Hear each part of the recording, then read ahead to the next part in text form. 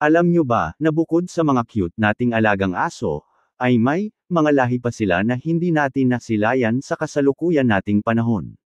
Hey, what's up, kamusta? Ako nga pala si Hairy Dog TV. Meron ka ba? Tara, at pag-usapan natin ang 10 breed ng mga aso na di mo akalaing umiral sa mundo. Bakit nawala ang ilang lahi ng aso? Maraming mga kadahilanan ang nag-aambag sa pagkalipol ng mga lahi ng aso. Ang ilang mga lahi ay nawawalan ng layunin, pinalitan ng teknolohiya o mas angkop na mga lahi. May papel din ang mga digmaan, na humahantong sa kakapusan sa pagkain o ang sadyang pagpatay sa mga asong pag-aari ng mga natalo. Ang interbreeding sa mga bagong breed ay maaari ding maging sanhi ng pagkawala ng ilan, habang ang iba ay kumukupas lang o nag-i-evolve, na nag-iiwan ng mga supling breed tulad ng Saluki, Tibetan Spaniel, Basenji, at Siberian Husky.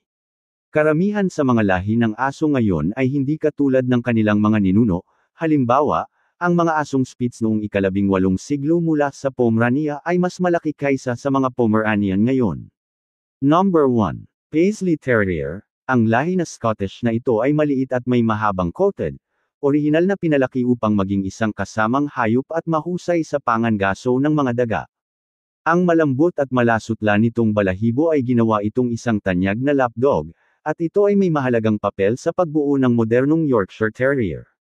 Number 2. Talbot. Nagmula sa Normandy, ang Talbot ay isang medieval hunting hound na dinala sa England, kung saan naging tanyag ito sa mga maharlika.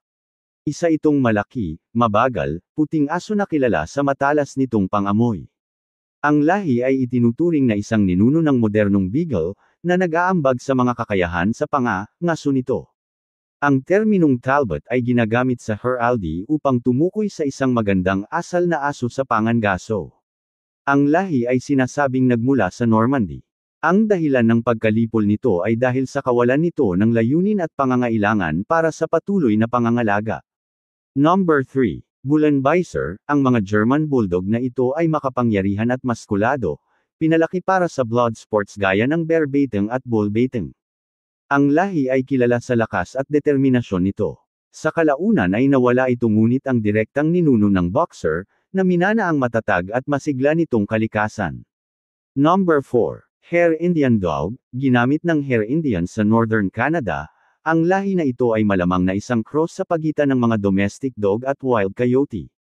Ito ay pinahahalagahan para sa kanyang liksi at bilis, na ginawa itong isang mahusay na kasama sa pangangaso, lalo na para sa maliit na laro tulad ng hares. Number 5. Turnspit Dog. Isang maliit, matibay na asong nagtatrabaho. Ang Turnspit Dog ay pinalaki upang tumakbo sa isang gulong na nagpaikot ng karne sa isang dure sa isang bukas na apoy. Ito ay isang mahalagang bahagi ng mga kusina noong ika-16 hanggang ika-19 na siglo. Ang lahi na ito ay pinaniniwalaan na isang ninuno ng Welsh Corgi at ng Glen ng Amal Terrier, na parehong kilala sa kanilang maikling tangkad at masipag na kalikasan. Number 6. Norfolk Spaniel. Ang lahi na ito ay isang mas malaking bersyon ng kasalukuyang Cocker Spaniel, na kilala sa mahusay na mga kasanayan sa pangangaso, lalo na sa pangangaso ng ibon. Ang Norfolk Spaniels ay tanyag bilang parehong mga aso sa pangangaso at mga kasama ngunit kalaunan ay sumanib sa kilala na natin ngayon bilang English Springer Spaniel. Number 7.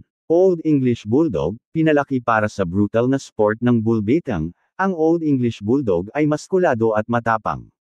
Ito ay gumaganap ng isang mahalagang papel sa pagbuo ng ilang mga modernong bulldog breed, kabilang ang Old English Bulldog, na nilikha upang maging katulad ng orihinal na walang mga agresibong tendensya. Number 8. Brock Dupuy. Isang 19th century French pointing breed. Ang Brock Dupuy ay isang cross sa pagitan ng Brock Francais at ng North African Slough. Kilala sa bilis at husay nito sa pangangaso, malawak itong ginamit sa pangangaso ng mga ibon ngunit kalaunan ay nawala habang pinalitan ito ng ibang mga lahi. Number 9. Street John's Water Dog. Nagmula sa Newfoundland, ang lahi na ito ay isang working dog na ginagamit ng mga mangingisda upang kumuha ng mga isda at lambat mula sa tubig.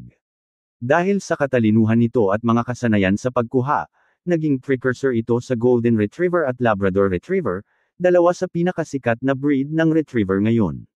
Number 10. North Country Beagle. isang English breed na pangunahing ginagamit sa pangangaso, ang North Country Beagle ay kilala sa bilis at tibay nito sa paghabol sa laro.